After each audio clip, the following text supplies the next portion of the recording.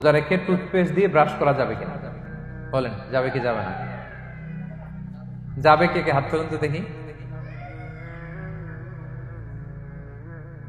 হ্যাঁ, মাত্র একজন, দুইজন, তিনজন, চারজন, পাঁচজন, ছজন, দল ভারী হচ্ছে আস্তে আস্তে। হ্যাঁ, টুথপেস্ট দিয়ে ব্রাশ করা যাবে কি যাবে না? যাবে মাত্র পাঁচজন, আর যাবে না কয়জন দেখি?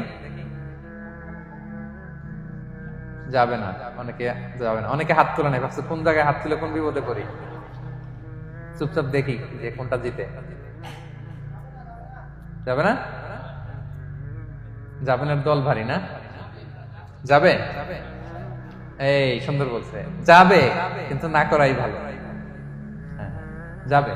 টুথপেস্ট দিয়ে ব্রাশ করলে রোজা ভাঙে না, তবে যদি খুব স্ট্রং টুথপেস্ট হয় এগুলো ব্যবহার না করা ভালো।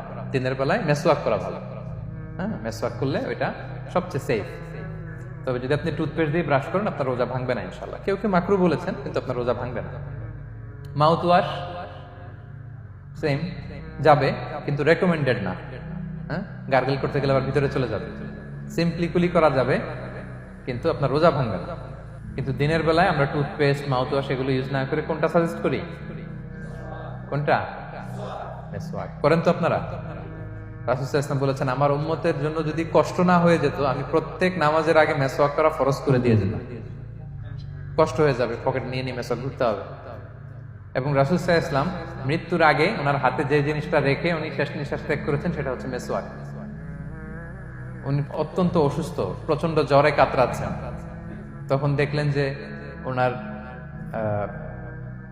শ্যালক আব্দুর রহমান রাদিয়াল্লাহু তাআলা আনহু উনি মেসওয়াক করতেছেন, তো উনি ফেল করে তাকায় আছেন, বলতে পারতেছেন না আমাকে। তাও আম্মা জান আয়েশা বুঝতে পারলেন যে রাসূল মনে হয় চাচ্ছেন, তো উনি এটা নিয়ে এসে নিজে চাবালেন। রাসূল সাল্লাল্লাহু আলাইহি ওয়াসাল্লাম চাবায় যে নরম করবেন এই শক্তিটাও গায়ে নাই। আম্মা জান নিজে চাবিয়ে রাসূল সাল্লাল্লাহু আলাইহি ওয়াসাল্লামের হাতে দিলেন, রাসূল সাল্লাল্লাহু আলাইহি ওয়াসাল্লাম মেসওয়াক করলেন। এই মেসওয়াক করার কিছুক্ষণ পরে তিনি ইন্তেকাল করলেন।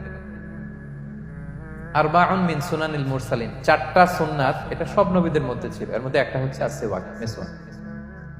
মেসওয়াক করবেন তো আপনারা? আচ্ছা। এরপর রোজা রেখে আতর দেয়া যাবে, কোনো সমস্যা নাই। পারফিউম দেয়া যাবে, সমস্যা নেই। আই ড্রপ দেয়া যাবে, চোখে ড্রপ দেয়া যাবে, আইলাইনার দেয়া যাবে, কাজল দেয়া যাবে, এগুলোতে রোজা ভাঙে না। এরপরে ডায়াবেটিক পেশেন্ট যারা আছে তারা ইনসুলিন দিতে পারবেন, এত রোজা ভাঙে। এটা আমাদের লাগে না, আমাদের অনেক মুরব্বীদের দিতে হয়, আমাদের আব্বা আম্মাদের। তো এটা আপনারা জেনে গেলেন, ইনসুলিন দিলে রোজা ভাঙে না।